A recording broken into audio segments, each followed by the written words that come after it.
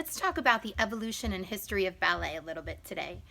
We're going to go all the way back to the 13th century during the Renaissance of Italy and France, where ballet began.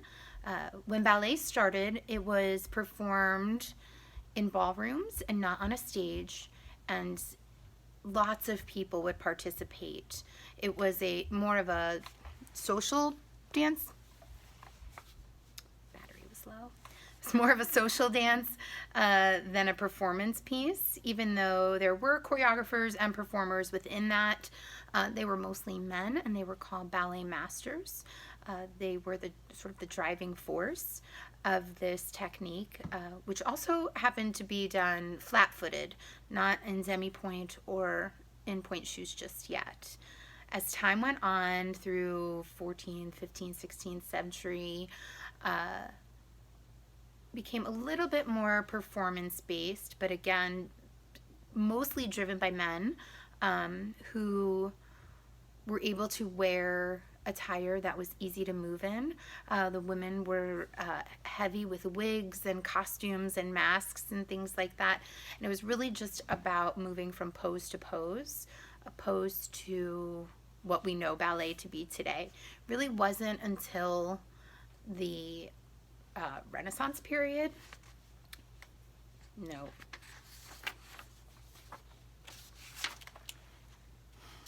It really wasn't until the Romantic period, about late 1700s, 1800s, when women were viewed more equally as performers. Let's see.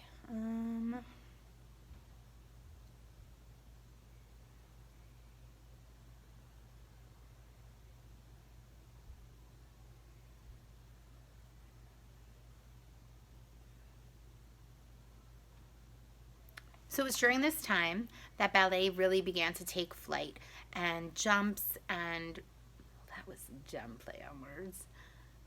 It really was at this time that things really started to change in ballet, and we added more jumping and turning and hopping. It was women began to rebel against the restrictions of ballet, and Marie Salle let her hair down and wore lighter clothing. And then from there, lots of women and performers followed. But up until that point, it was very restricted for them. During the Romantic period, performers really started to change their attire and the movement quality of their dancing. So things kind of lightened up. The lines became less sharp. The costumes became a little bit shorter, so you could see a little bit more of the leg and the footwork that was happening. Excuse me. Let's see.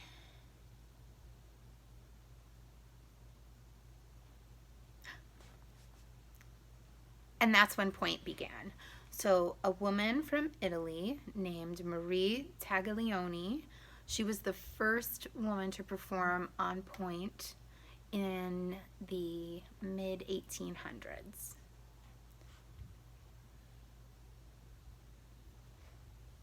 Fast forward about 30 years later, almost all female performers were performing on pointe. The beauty of that movement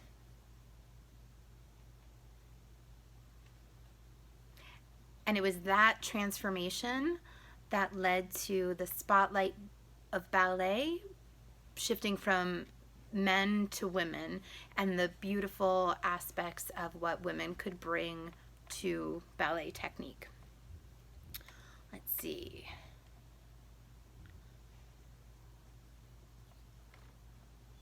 The late 1800s, we had, oh puppy, we had, in the late 1800s, we had our first performance of the Nutcracker in St. Petersburg, and Swan Lake followed after that.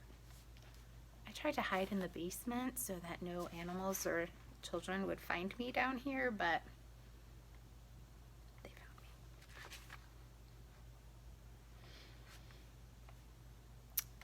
found me. In the early 1900s, England opened its first ballet company, the Royal Ballet.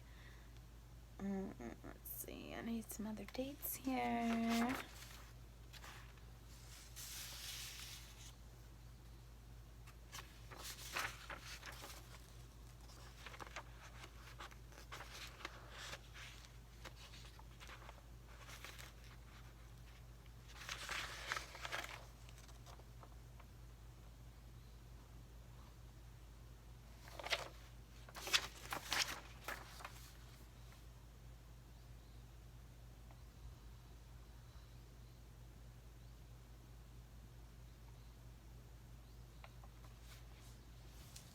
And then in 1937, American Ballet Theater was founded, soon followed by, and then in 1937, the American Ballet Theater in the United States was founded, soon followed by the New York City Ballet in the mid 1900s, something 40, 50, something like that. And from there, it's really skyrocketed how much ballet has infiltrated American culture and how much it's changed, how much we've adapted.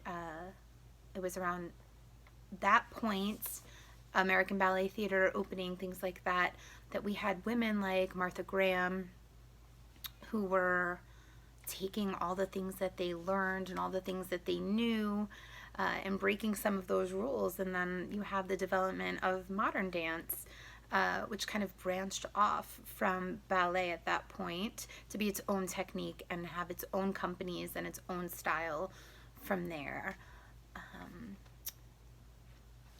Back in the Romantic period, in those early days of ballet, when we really started to see the development of costume change,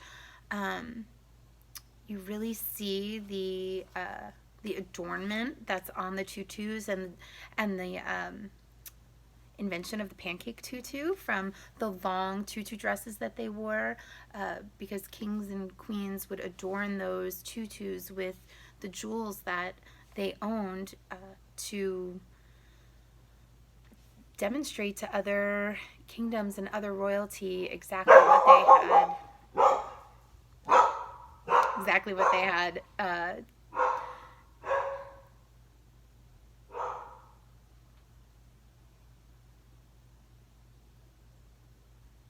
When you see the development of the costume changes in the Romantic period, the shortening of the dresses and the development of the pancake tutu and the adornment that the woman would wear, those things were so that the royals could show what they owned and put on display not only their beautiful women, but also the jewels that they owned and the materials and the things that they could have done were all signs of wealth.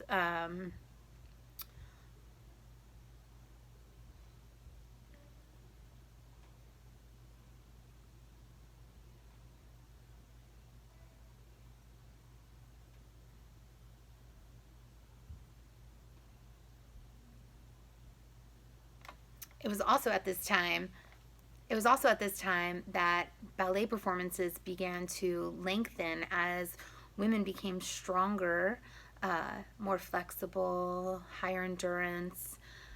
Those things helped improve the quality of the work that they were producing. And now we have Misty Copeland, who